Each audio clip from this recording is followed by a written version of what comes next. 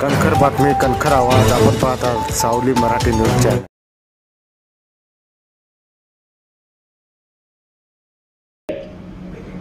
आणि 3 शब्द कुठे येतात? हे संविधानाच्या प्रियांबल मध्ये येतात, उद्देशिकेमध्ये येतात. प्रियांबलची सुरुवातच होते आम्ही भारताचे लोक.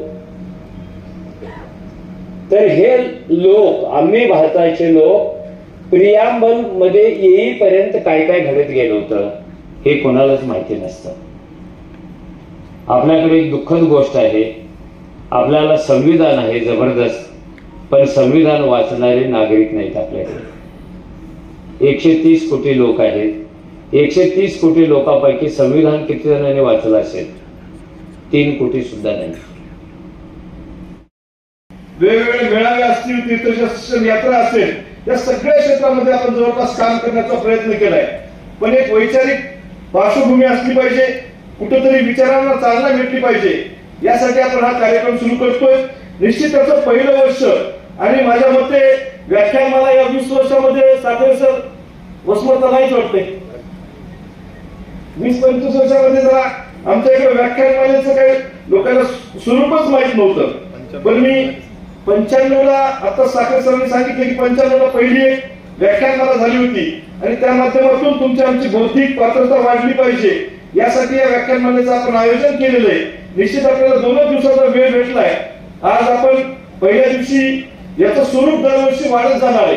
या व्याख्यानमाला असेल किंवा वसुमती महोत्सवांचं पुढच्या काळामध्ये आपल्याला व्याख्यानमाला असतील, त्याबरोबरच आपल्यासाठी कृषी मेळावे असतील, बचत गटांच्या मेळाव्यांसाठी त्यांना काहीतरी एक व्यासपीठ उभं करण्यासाठीचा कार्यक्रम असेल. हे सगळे कार्यक्रम पुढच्या काळामध्ये आपल्याला घ्यायचे, पण याची सुरुवात आता आपण कुठेतरी केली पाहिजे. म्हणून आज आपण उत्तमराव कांबळे सरांना इथं बोलवलेलं आहे. त्यांचं पहिलं पुष्प आज आपल्या या कार्यक्रमाच्या निमित्तानं ठेवतोय.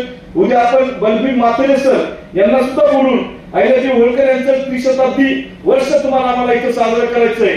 आज लग्नाची तारीख आहे, सगळी मंडळी तिकडे गुंतलेली असताना सुद्धा आपण सगळेजण हे कार्यक्रम ऐकण्यासाठी आलेला आहात. मी निश्चित आपल्या सगळ्यांचं स्वागत करतो.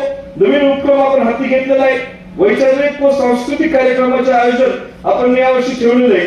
दरवर्षी आपण हा कार्यक्रम तुम्ही आणि वसमतकर मिळून हा घेण्याचा पण आपला मानस आहे.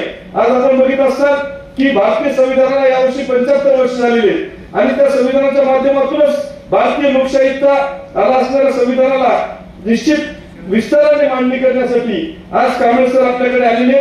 मी स्वतः सुद्धा त्यांना ऐकण्यासाठी अत्यंत उत्सुक आहे आणि आज आपले व्याख्याते कांबळे सर यांना फार वेळ न घेता मी त्यांना त्याच्या बाबतीमध्ये विनंती करणार आहे की आपण तिथं निश्चित व्यापक स्वरूपामध्ये तिथं आपल्या आम्हाला सगळ्यांना मार्गदर्शन करण्याचं काम आपण करावं ही त्यांना विनंती करतो व थांबतो.